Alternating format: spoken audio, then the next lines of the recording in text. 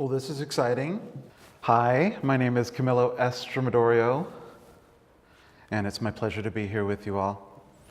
I want to say thank you to GuildIT and Susanna, Sharon, the GuildIT board members that are here, and all of you. Thank you for being present.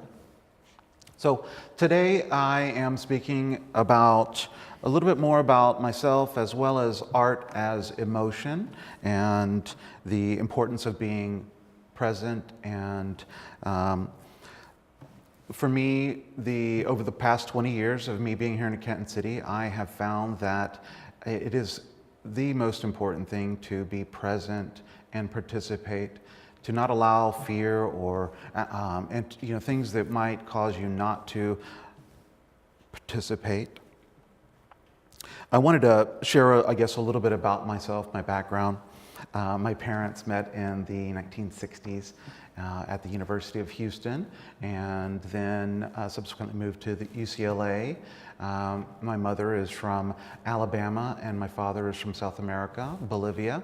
I might be the first Alabama Bolivian ever, and but around the age of 3 or 4, my mother and I moved to Alabama, where I was raised with her and around her side of the family.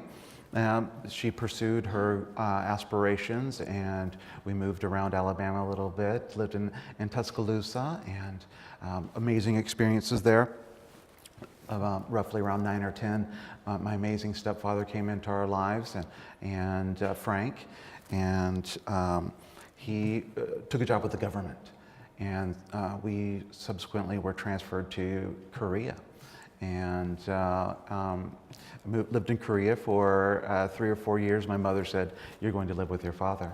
So I moved to Bolivia and lived in Bolivia. This is around 8th or 9th grade. Back to Korea after a year with my father, and within 3 or 4 months we were transferred to Fort Leavenworth, Kansas, which brought me to the area.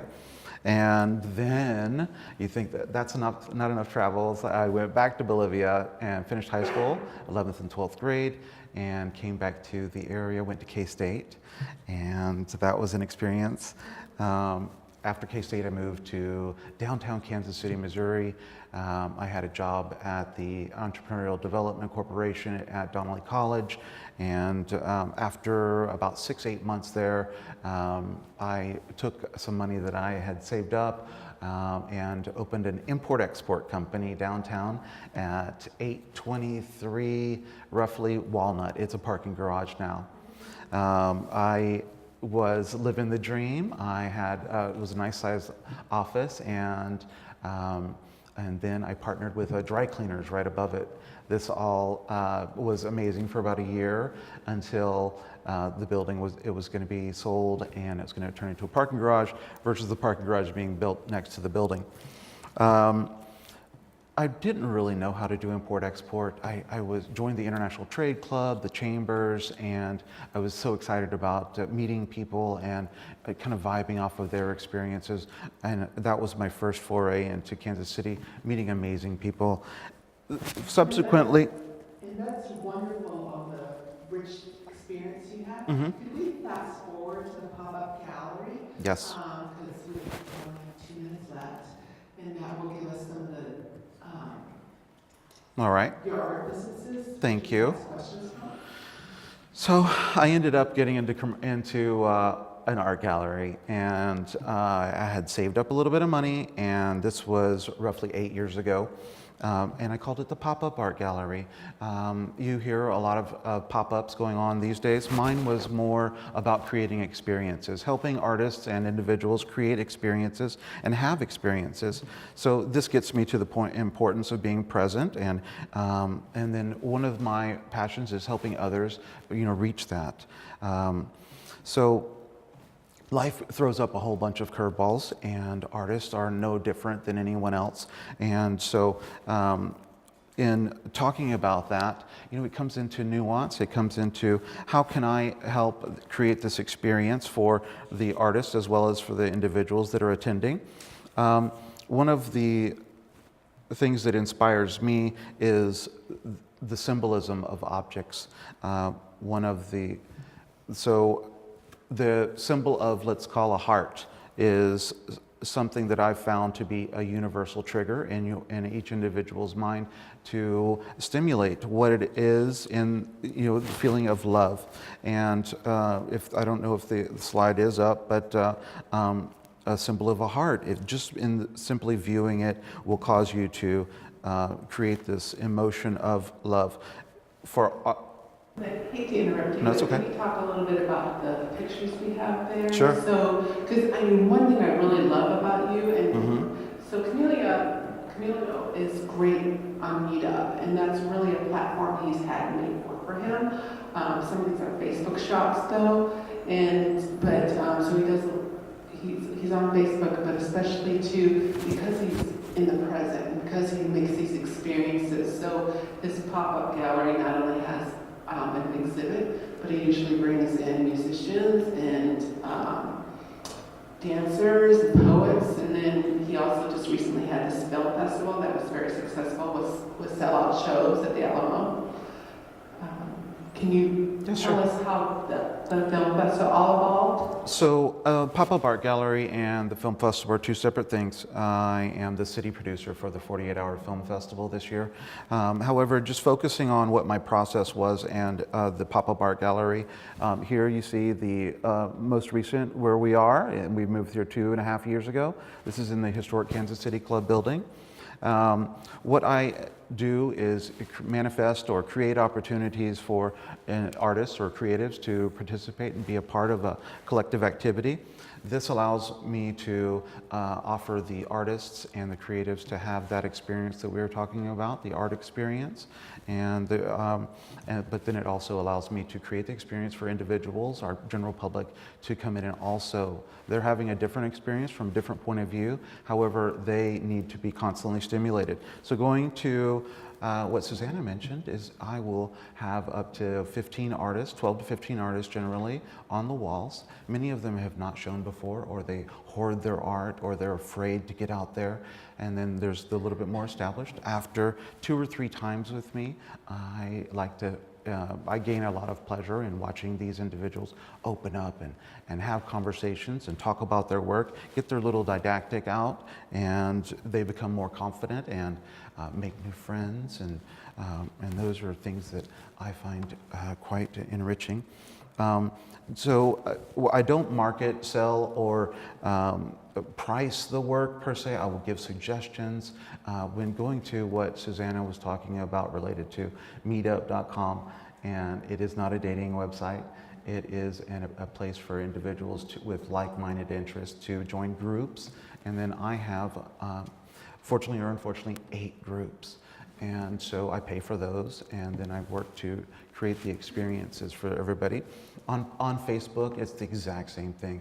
There is no better site. You're going to find the exact same thing is happening on all the sites. People will RSVP or look at your page, maybe click interested. The most important thing is to constantly stay engaged with them. Find multiple outlets for people to receive that constant stimulation. That usually involves asking the artist to be the artist. They need to tell people, friends, family, loved ones, people that might support their art or purchase their art. Going quickly down to identifying challenges that I have that I find. I have to continually find artists and creatives to participate and showcase their work.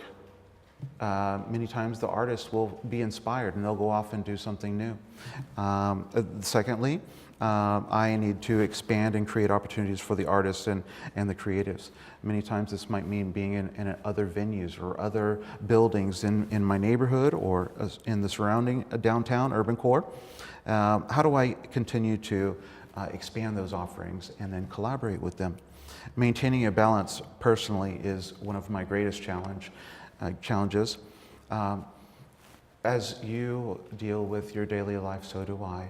And we all have things that come up, or successes or difficulties, and it's the importance of maintaining a balance in your personal life and pushing through those issues or pushing through those successes, gaining the knowledge and what you can take forth to help other artists or other creatives or individuals like myself.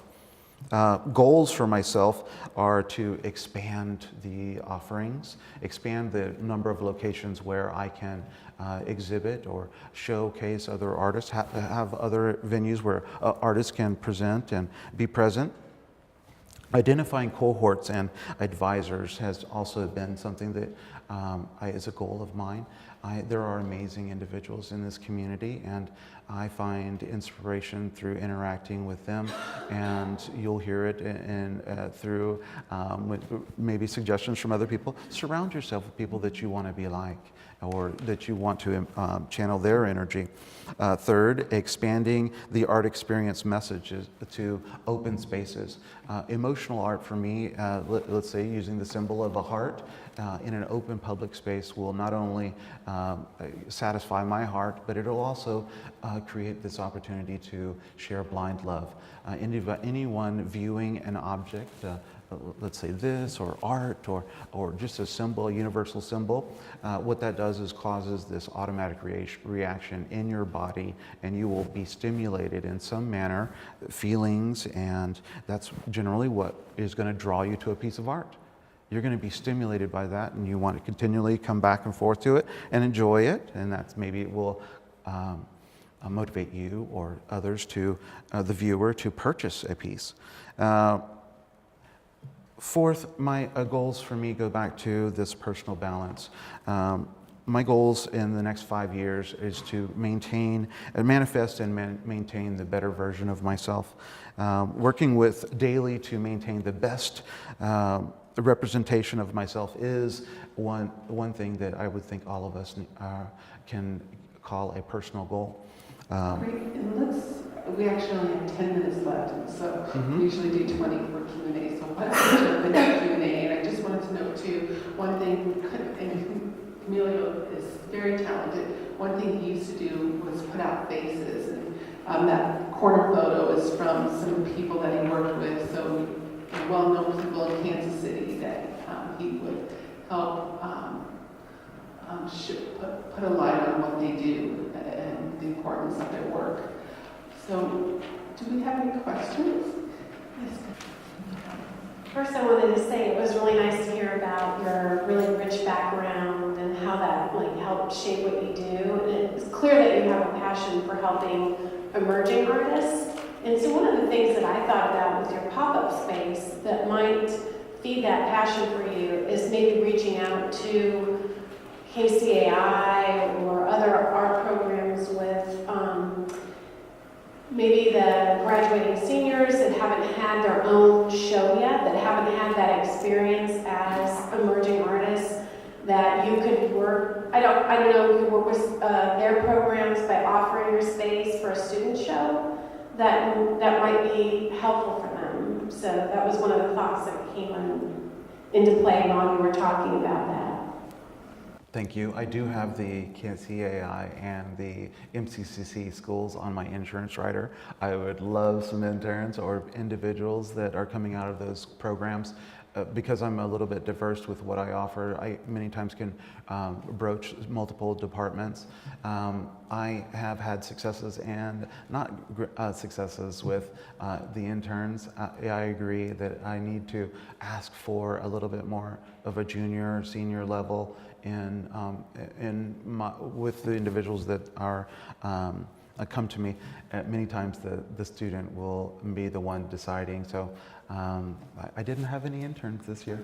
Oh, I wasn't actually necessarily thinking interns. I was thinking that if you wanted to organize a group show with emerging artists that are beginning to graduate, or have a student show that would help them, since you're such a great mentor, help them finalize their work, market their work, have a show. That's where my mind was going with your pop-up space. On the same page, I have had multiple showings, whether it's a group show or a senior thesis and or professor going for wanting to showcase their work, and I need to do a better job of maintaining that message and making sure that people from those schools or in the different programs are aware of the opportunities. I just wondered if you had the opportunity to go down to Santa Fe and see the Owl Wolf, and if there's any opportunities for collaboration, because it seems like, you create these experiences, and that's kind of the new thing that's happening, and now this seem to have some success. I'd love to talk to you more. Just the thought of going on a vacation sounds exciting. Santa Fe has, I have so many wonderful people love to get down there, and either that's their vacation place or they're going down there for inspiration or working. And it would be amazing to go there and just absorb all the energy there. And if you could share with me afterwards, again, the name, I'd love to look into that a little bit. Other questions? I can tell you a little bit about my needs if you'd like. I've found that I am not an island, and that if I isolate myself or too much and I'm not stimulating myself, then I'm not going to be the best representation of myself. So I constantly am looking to surround myself with individuals who will be open to my heart and I can be open to theirs, share ideas, and many times you find individuals who are just a certain type of personality, and not everybody is the right fit, but at the same time, how do I not demonstrate an open heart to everyone that comes in, and yet at the same time, finding that balance is important. So surrounding myself with the right people is crucial. Maintaining an organized environment. Cleanliness is next to godliness. You've probably heard of that. Channeling the best person is many times for me even more resonating in a super organized, or at least a relatively organized environment. Sometimes having inspiring people around me will motivate me to ensure that the space is a little bit more organized. I have been moving from one side of the building to the other. I was on the north side of the building, and then I brought in a baseball for the owner. They did a deal. So for 6 months I was straddling two sides, and now I'm on the south side. Within the last 3 months is finally the construction has gotten to a point where I can get it a little bit more organized, and so I'm excited about the new version as I move in from a less organized to a more organized environment. And then a consistent assistance with PR marketing and social media. I am somewhat adept at doing social media. However, I run into the same problems or the same little issues over and over. People are not engaged fully. You can't rely 100% on Twitter, Facebook, on social media. There is a nuance to getting the word out and reaching new people and how to bring them into the space. So those are some of my basic needs, or I guess 3 needs there that were outlined. It was so exciting to be asked to present to you all. I'd love to answer more questions. I brought quite a few issues of one of my more popular versions of Face. I printed that for roughly 5 years, and we did about 36 issues. This is my largest print run, where I got to 25,000 copies and expanded out to 435. I went full color at a time when it wasn't as easy to print these days with digital printing, and that wasn't a downfall, but it did put a lot of pressure on me too, because it increased the price. I'd love for you to take one of those and get a feel for the paper itself and what its purpose was, which was to build awareness and understanding for our community, and I was super excited, and I'm currently working on a version that might be adapted out of that. If there's anyone here that is passionate about visual arts communication or visual arts newspapers, online, social media, of course, websites, I'd love to speak with you afterwards as well.